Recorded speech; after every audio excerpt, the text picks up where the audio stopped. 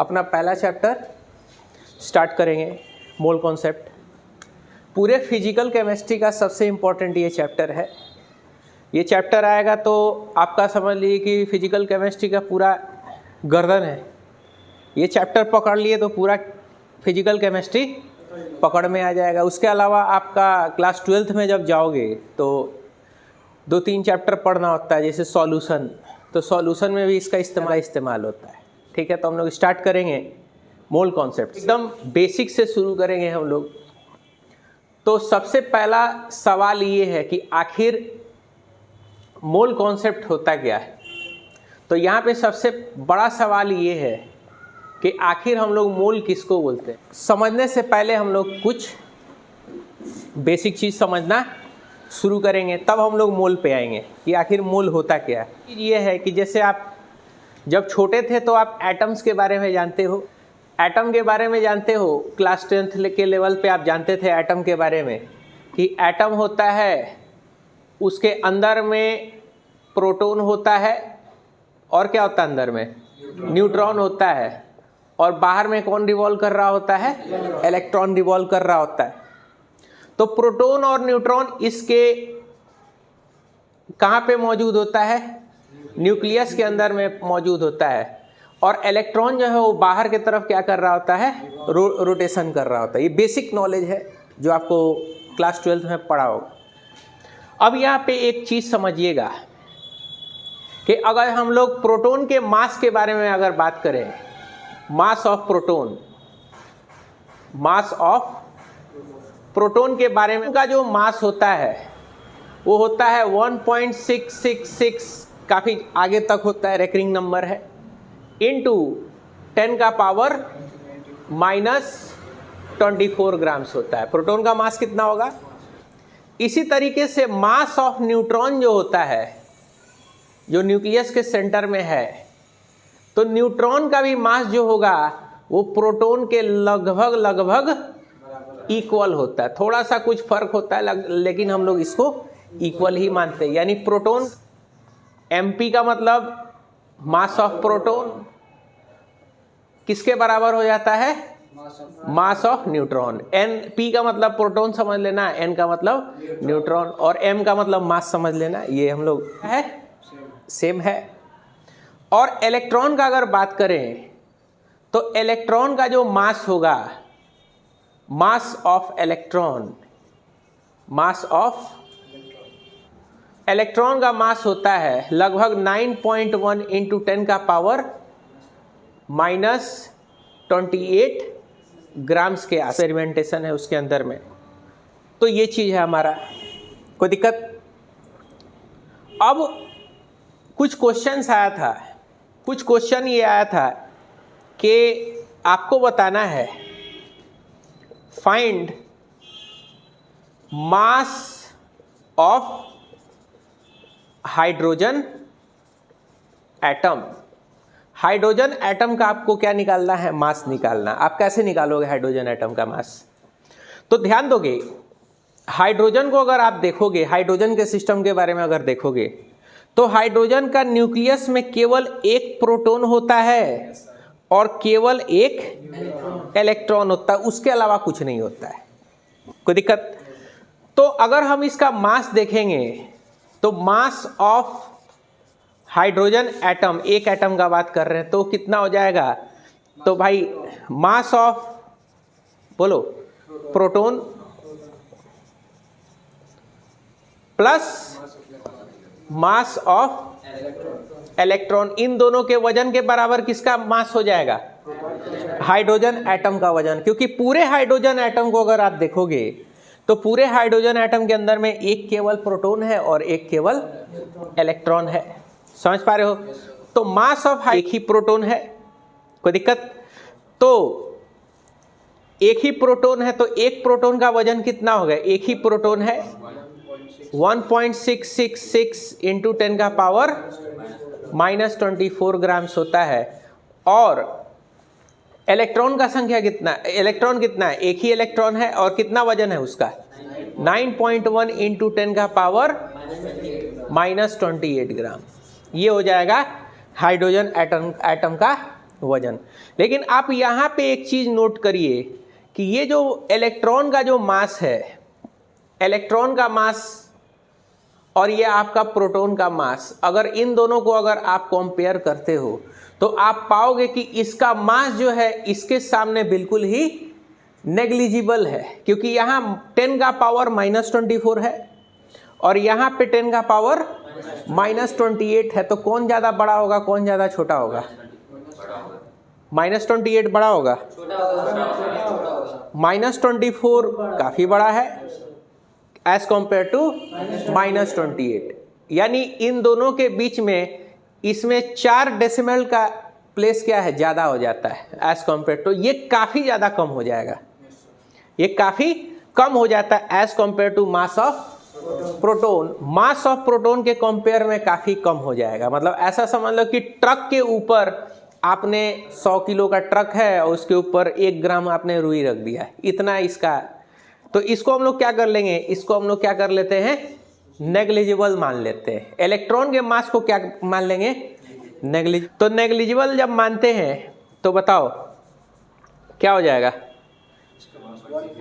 तो 1 × 1.666 × 10 का पावर -24 ग्राम हो जाएगा किसका, हाइड्रोजन का मास। समझ पा रहे हो?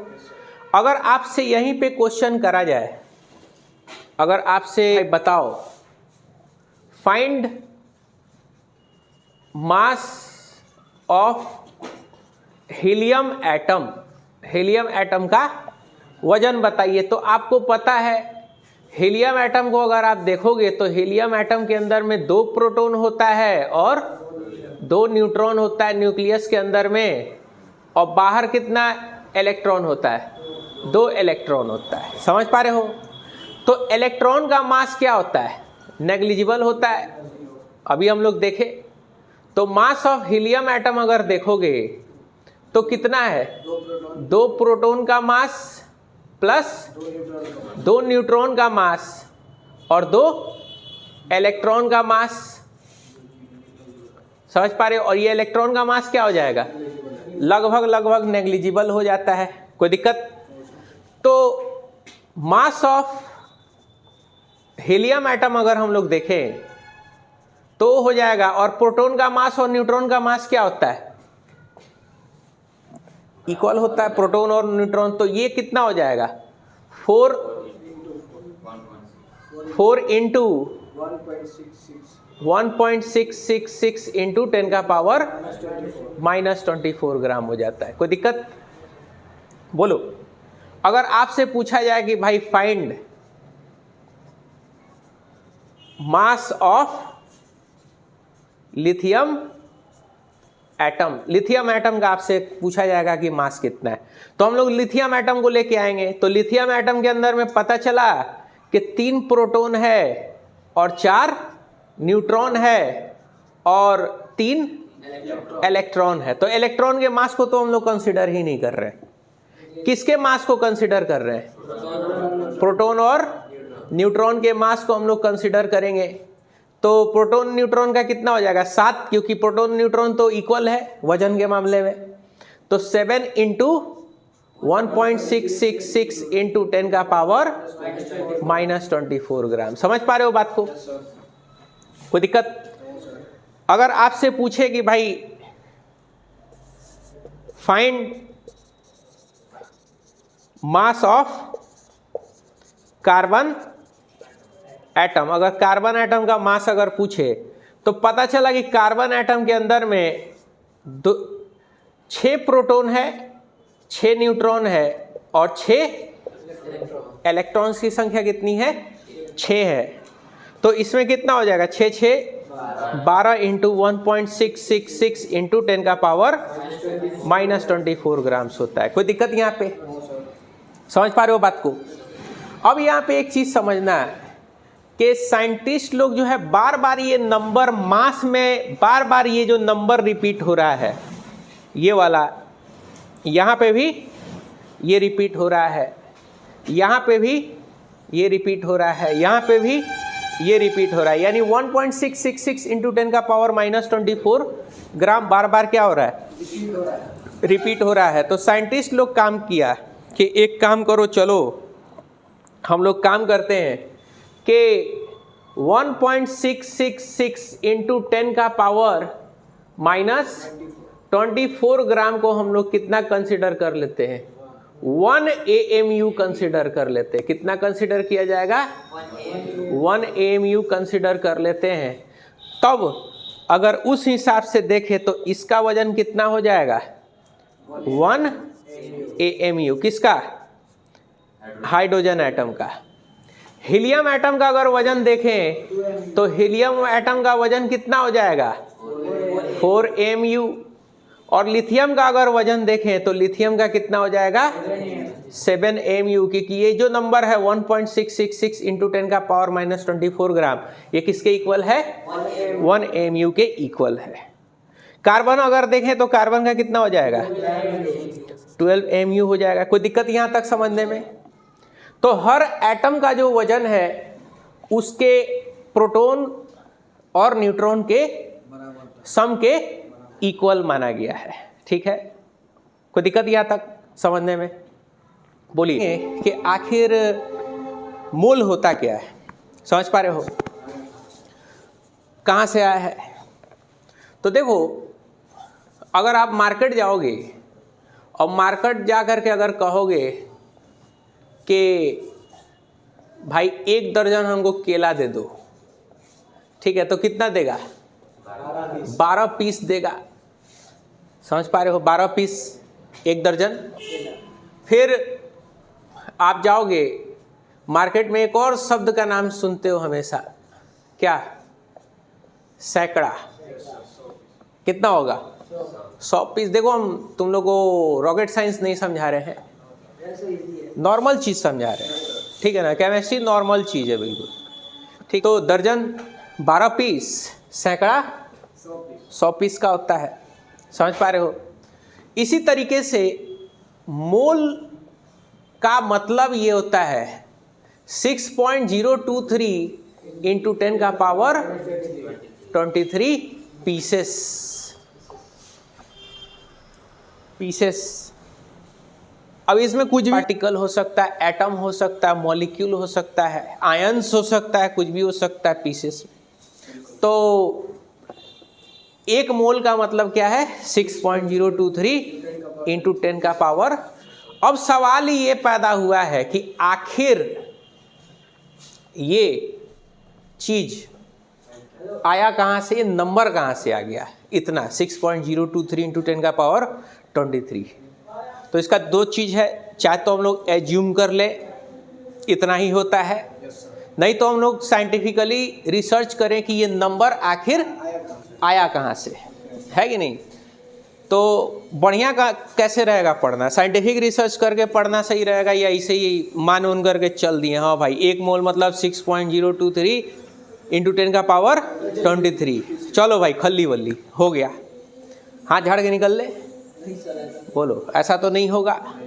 तो भाई आखिर ये कहाँ से आया है, इसका खोज तो करना पड़ेगा, ठीक है। ध्यान दीजिएगा, एनसीईआरटी के अकॉर्डिंग जो आपका मोल का जो डेफिनेशन है, मोल का डेफिनेशन है, एनसीईआरटी ये कहता है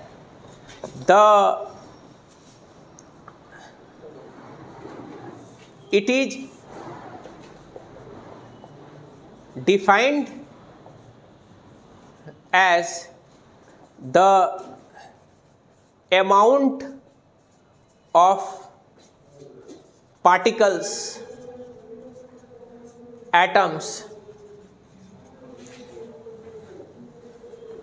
present in exactly 12 gram carbon atom. समझ पा रहे हो?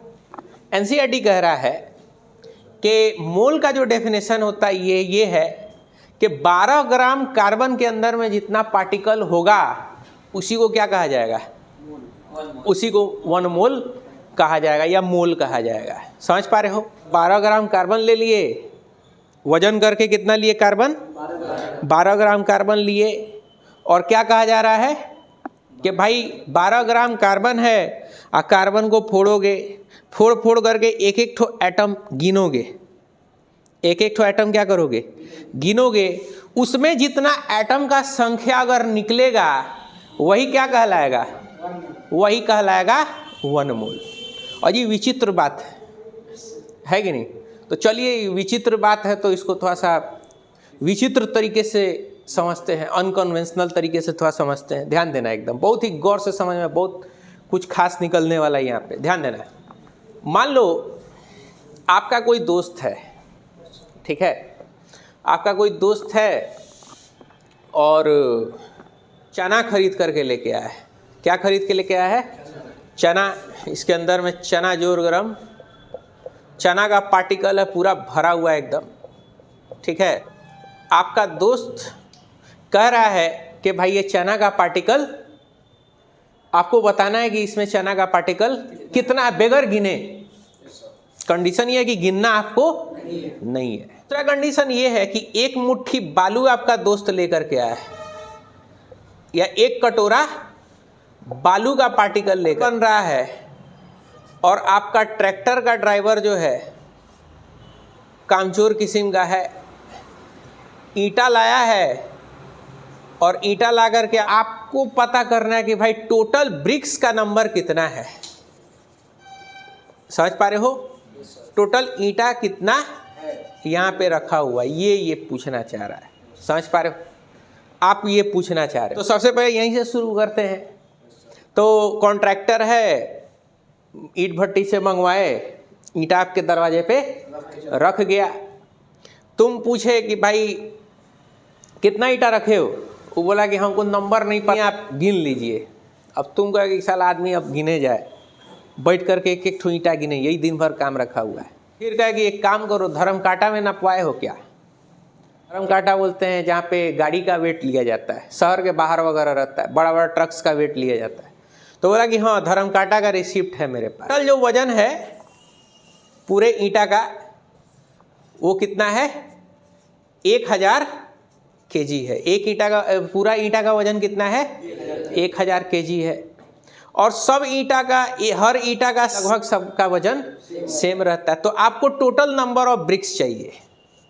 तो टोटल नंबर ऑफ ब्रिक्स क्या हो जाएगा? बोलो कैसे निकलेगा नंबर ऑफ ब्रिक्स? तो डिवाइड कर देंगे किससे?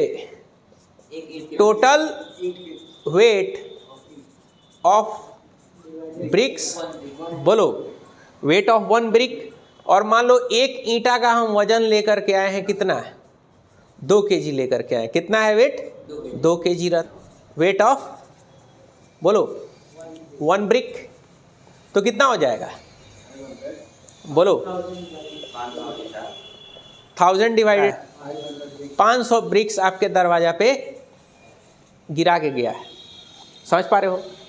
अब यहाँ चना आ जाते हैं। चना आपका दोस्त खाता है, आपको दे दिया, बोला कि बगैर गिने काउंट कर देना कितना है। हम उससे पूछेंगे कि भाई टोटल इसका वजन कितना है चना का? तो बोला कि टोटल वजन इसका, बोलो 100 ग्राम है। कितना है? 100 ग्राम है। तो हम एक काम करेंगे, जाएंगे सोनार के दुकान पे, उन लोगों के पास मशीन होता है, अच्छा सेंसिटिविटी बहुत अच्छा होता है उन लोगों के मशीन का, ठीक है ना। चना का एक ठो दाना लगभग माप सकता है। तो आप गए मापे, तो पता चला आपको कि उसका वजन कितना आया? एक चना का वजन कितना आया?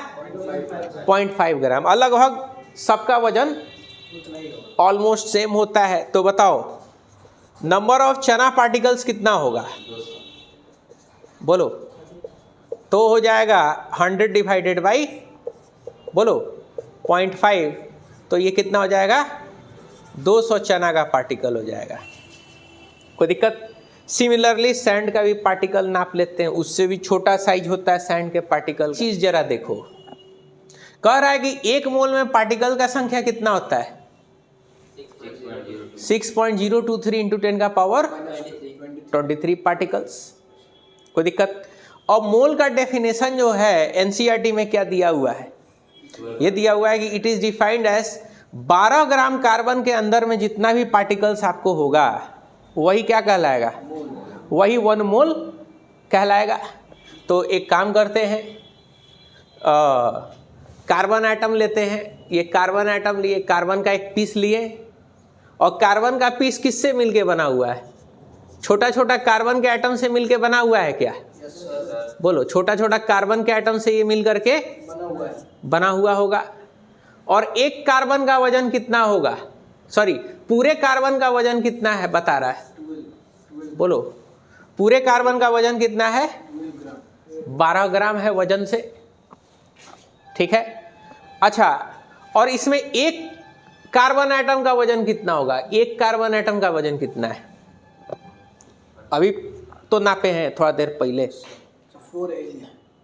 4 mu किसका था? हीलियम का था ना। 7 mu किसका था? लिथियम का था। कार्बन का कितना था? 12 mu।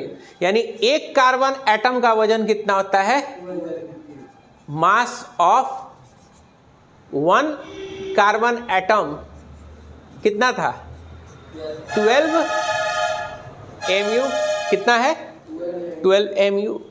कोई दिक्कत? यानी 12 mu अगर बोले तो, अगर mu को कन्वर्ट कर दें अपने देसी ग्राम वाला सिस्टम में तो कितना हो जाएगा? 12 इंटू mu का कितना होता है? 1.666 इंटू 10 का पावर -24 ग्राम। तो टोटल वजन आपका कार्बन का 12 ग्राम है, और एक कार्बन का वजन कितना है? एक कार्बन का, बोलो, 12 इंटू 1.666 इंटू 10 का पावर -24 ग्राम। समझ पा रहे हो? तो अब यहां पे आपको क्या निकालना है? नंबर ऑफ, बोलो, पार्टिकल्स निकालना है। किसमें? पार्टिकल्स या एटम्स किसमें? 12 ग्राम कार्बन एटम में। जो आप 12 ग्राम लिए हो, 12 ग्राम कार्बन एटम में निकालना है। तो क्या करोगे? ऐसे ही करोगे, ये जो अभी करके आए हो। Total mass